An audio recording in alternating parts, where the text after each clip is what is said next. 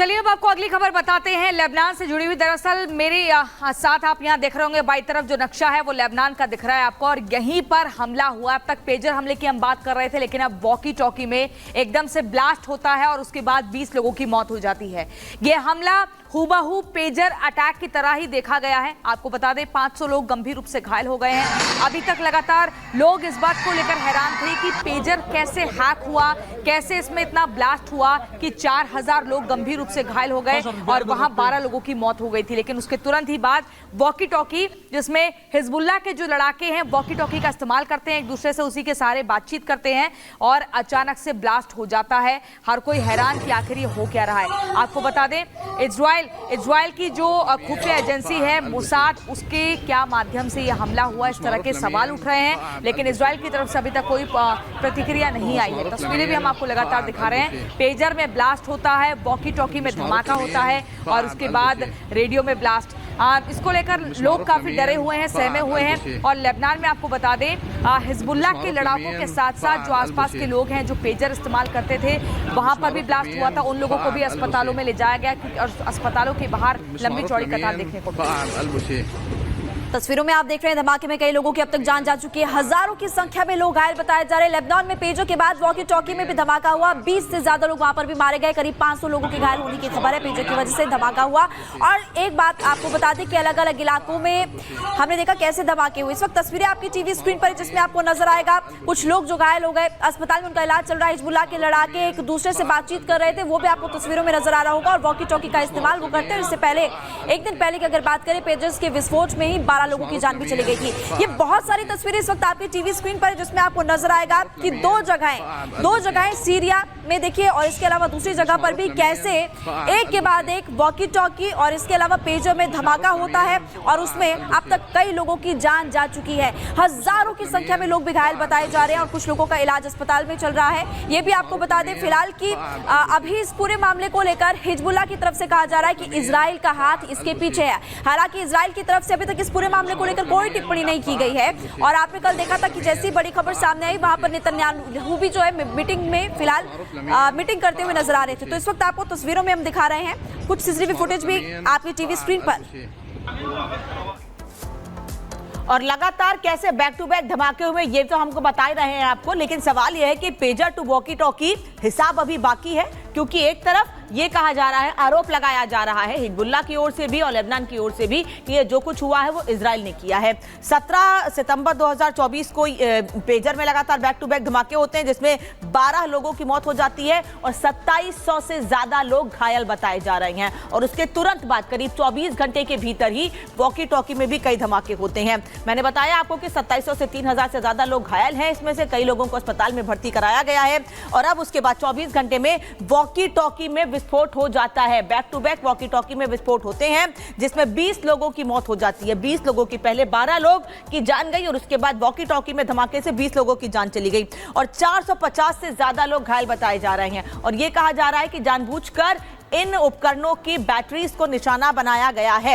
अब 19 सितंबर को क्या कुछ हुआ है ये आपको बता दें। कुल 32 लोगों की मौत हो गई है ओवरऑल, ये बताया जा रहा है वॉकी टॉकी और पेजर में हुए धमाके की वजह से। और दोनों धमाकों में 3500 से ज्यादा लोग घायल हैं, जिनको अस्पताल में भर्ती कराया गया है। यानी 2 दिन के भीतर बैक टू बैक उन कम्युनिकेशन डिवाइस को निशाना बनाया गया है, बैक टू बैक जिनका इस्तेमाल हिजबुल्लाह के लड़ाके ज्यादा करते हैं। सीरिया और लेबनान में ये बैक टू बैक विस्फोट हुए हैं, जिसमें 95 लोग ईरान एयरलिफ्ट भी किए गए हैं। 95 लोगों को एयरलिफ्ट भी किया गया है। तो 17 सितंबर 19 सितंबर को लगातार ये हमले होते हैं। हालांकि ये हमले किस ओर से हुए हैं कुछ क्लियर नहीं है, लेकिन हाँ ये कयास लगाए जा रहे हैं कि इजराइल ने ही ये पूरी प्लानिंग की थी, जिस वजह से ये धमाके हुए हैं पेजर में भी और वॉकी टॉकी में भी। और देखिए लगातार हम आपको बता रहे हैं कैसे वॉकी टॉकी, जो तस्वीरों में आप देख रहे हैं यही वो वॉकी टॉकी है जिसमें अचानक से ब्लास्ट होने लगता है और हिजबुल्लाह के जो लड़ाके हैं इसी वॉकी टॉकी का इस्तेमाल करते हैं एक दूसरे से बात करने के लिए।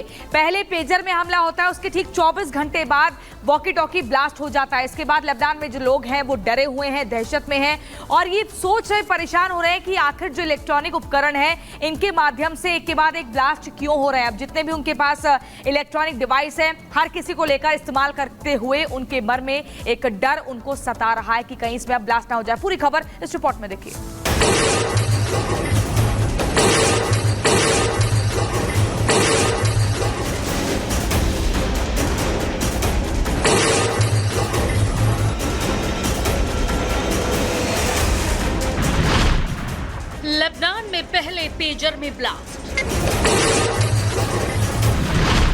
फिर मोबाइल और लैपटॉप बने बम।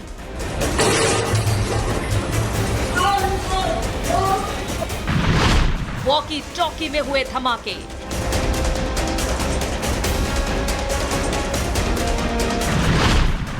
दुनिया में एक नए विध्वंसक का जन्म।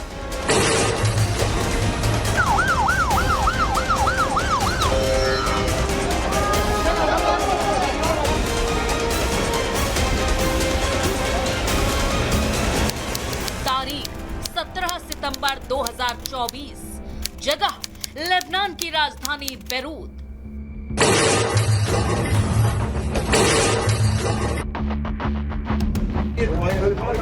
ये वो तारीख है जिसने लेबनान को तो परेशान कर दिया है। वहीं ये दिन आने वाले कई दशकों तक लेबनान और उसका पाला पोसा आतंकी संगठन हिजबुल्लाह भी कभी नहीं भूल पाएगा। वजह है इलेक्ट्रॉनिक सामान में ब्लास्ट।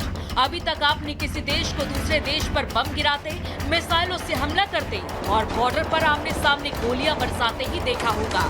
लेकिन लेबनान में इस वक्त जो कुछ हो रहा है उसने पूरी दुनिया को परेशान कर दिया है।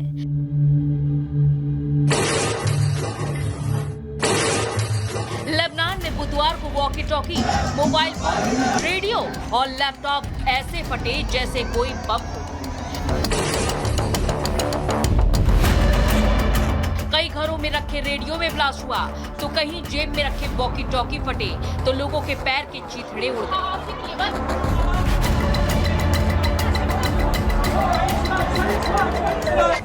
ये धमाके उस वक्त हुए जब मंगलवार को पेजर से हुए धमाके के बाद हिजबुल्लाह ने डर की वजह से अपने सभी पेजर्स को खुले इलाके में फेंक दिया।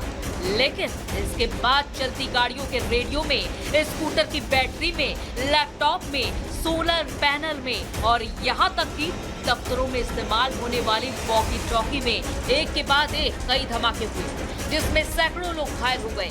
ये हमले इसलिए भी हैरान कर देने वाले हैं क्योंकि ये बिल्कुल नए तरीके का हमला है। इससे पहले दुनिया ने इस तरह के हमलों के बारे में ना तो सुना था और ना ही देखा था। दुनिया के किसी भी देश ने कल्पना तक नहीं की थी कि मोबाइल फोन के जरिए भी किसी देश में ब्लास्ट कराया जा सकता है। रेडियो का इस्तेमाल भी किसी देश को दहलाने के लिए किया जा सकता है। और इसीलिए जैसे ही दुनिया में विध्वंस के एक नए मॉड्यूल का जन्म हुआ, पूरे मिडिल ईस्ट के साथ साथ पूरे दुनिया में विश्व युद्ध का संकट गहरा गया।